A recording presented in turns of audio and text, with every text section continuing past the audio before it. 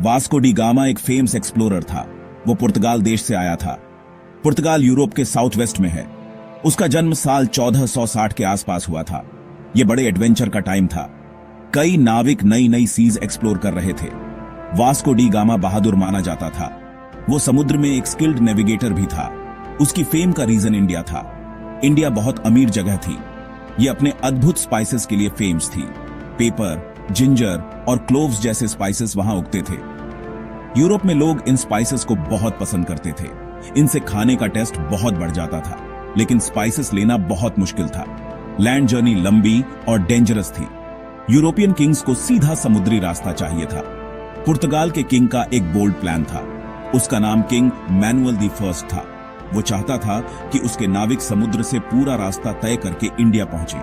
ये एक नया सीक्रेट रूट होगा। अगर उन्हें मिल गया तो पुर्तगाल को बहुत फायदा होगा। वो बहुत अमीर और पावरफुल बन सकता था। किंग ने इस काम के लिए वास्को डी गामा को चुना। उसे यकीन था कि गामा लीड करने के लिए सही आदमी था। तो वास्को डी गामा ने तैयारी शुरू कर दी। उसे लंबी यात्रा के लिए मजबूत जहाजों की जरूरत थी। 4 जहाज यात्रा के लिए तैयार किए गए। उसने अपने नाविकों का क्रू ध्यान से चुना। उन्हें मजबूत और बहादुर आदमी होना था।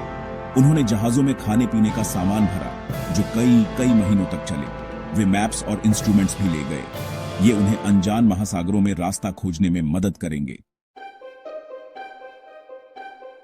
जुलाई 1497 में सब तैयार था। वास्को डी गामा और उसके जहाज रवाना हुए। उन्होंने लिस्बन से यात्रा शुरू की, जो पुर्तगाल की राजधानी है। बहुत से लोग पोर्ट पर देखने के लिए जमा हुए। उन्होंने बहादुर नाविकों को अलविदा कहा। उन्होंने उनकी सुरक्षित वापसी के लिए प्रार्थना भी की। पुर्तगाल के लिए यह एक रोमांचक दिन था, लेकिन आगे की यात्रा खतरों से भरी थी। कोई नहीं जानता था कि उन्हें क्या सामना करना पड़ेगा। जहाज अफ्रीका के तट के साथ दक्षिण की ओर चले। ये यात्रा का बहुत लंबा और थकाऊ हिस्सा था। मौसम अक्सर तूफानी और खराब रहता था। छोटी लकड़ी के जहाजों पर विशाल लहरें टकराती थीं। नाविकों को दिन रात कड़ी मेहनत करनी पड़ी। वे किसी भी यूरोपियन से ज्यादा दक्षिण की ओर गए। आखिरकार वे अफ्रीका के दक्षिणी सिरे पर पहुंचे। इस पॉइंट का नाम cape on of good hope रखा गया। ये एक आशाजनक संकेत था। जहाजों पर जीवन अविश्वसनीय रूप से मुश्किल था। हफ्तों और महीनों तक उन्हें सिर्फ पानी ही दिखाई दिया। वही अंतहीन महासागर उनके चारों ओर फैला हुआ था। बहुत से नाविक बहुत बीमार हो गए। स्कर्वी नाम की एक भयानक बीमारी फैल गई। ऐसा इसलिए हुआ क्योंकि उनके पास कोई ताजे फल या सब्जियां नहीं थीं। खाने का सामान कम होने लगा। कभी कभी पीने का पानी खराब हो जाता था।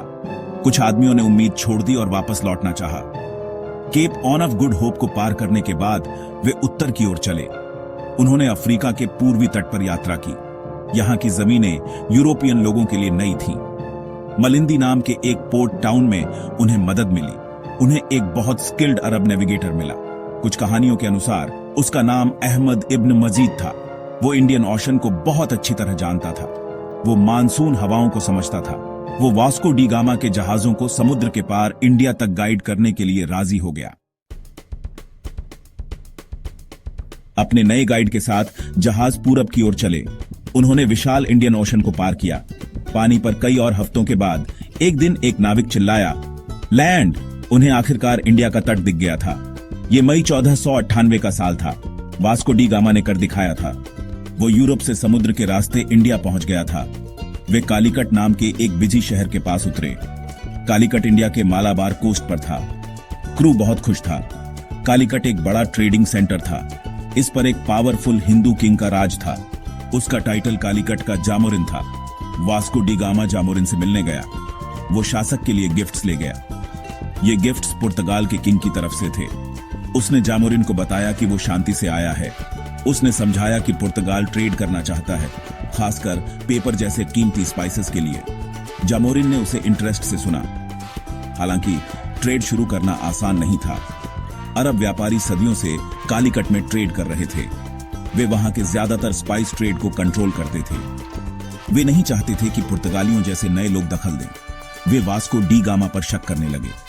उन्होंने जामोरिन को उसके खिलाफ करने की कोशिश की। साथ ही गामा जो गिफ्ट्स लाया था वे काफी साधारण लगे। जामोरिन के अमीर दरबार के लिए वे इंप्रेसिव नहीं थे। तो एक अच्छी ट्रेड डील करना मुश्किल था। वास्को डी गामा कालीकट में लगभग 3 महीने रहा। वो कुछ स्पाइसेस लेने में कामयाब रहा। उसने पेपर, सिनामन और जिंजर अपने जहाजों पर लोड किया, लेकिन वो उतना नहीं था जितना उसने उम्मीद की थी। जामोरिन के साथ रिश्ता तनावपूर्ण हो गया, तो उसने जाने का फैसला किया। पुर्तगाल वापस जाने की यात्रा भी बहुत डेंजरस थी। उसके कई और नाविक बीमारी से मर गए, लेकिन गामा आखिरकार घर वापस पहुंच गया। वो सितंबर 1499 में पुर्तगाल पहुंचा, जहां उसे एक हीरो के रूप में सराहा गया।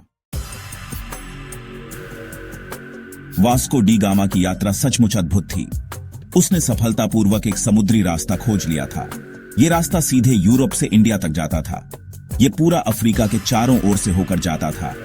उस समय के लिए यह एक जबरदस्त अचीवमेंट थी। इसने यूरोप के एशिया के साथ ट्रेड करने के तरीके को पूरी तरह से बदल दिया। इससे पहले सामान जमीन के रास्ते या कई अलग अलग व्यापारियों के जरिए जाता था। यह नया समुद्री रास्ता कुछ लोगों के लिए तेज था और पुर्तगाल द्वारा कंट्रोल किया जाता था। इस खोज से पुर्तगाल बेहद खुश हुआ।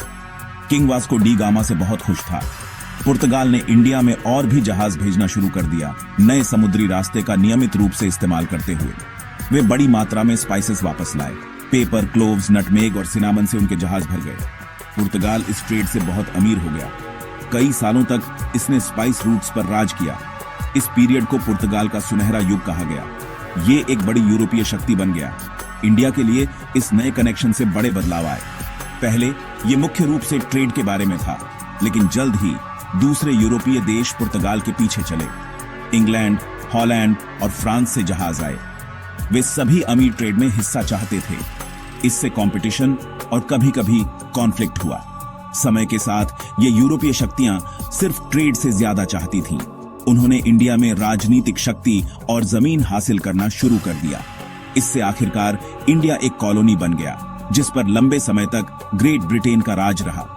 वास्को डी गामा की यात्रा ने दुनिया के दूर दराज के हिस्सों को जोड़ा। यूरोप और एशिया एक नए सीधे तरीके से जुड़े। यूरोप में लोगों ने इंडिया के बारे में और जाना, इसकी संस्कृति, इसके लोग और इसकी दौलत। और इंडिया में लोगों का यूरोपियंस से सीधे सामना हुआ। ये एक ज्यादा ग्लोबल दुनिया की शुरुआत थी। एक्सप्लोरेशन और बातचीत का एक नया युग शुरू हुआ, लेकिन इसने एक कॉम्प्लेक्स और अक्सर मुश्किल रिश्ते की भी शुरुआत की, जिसने कई देशों के इतिहास को आकार दिया।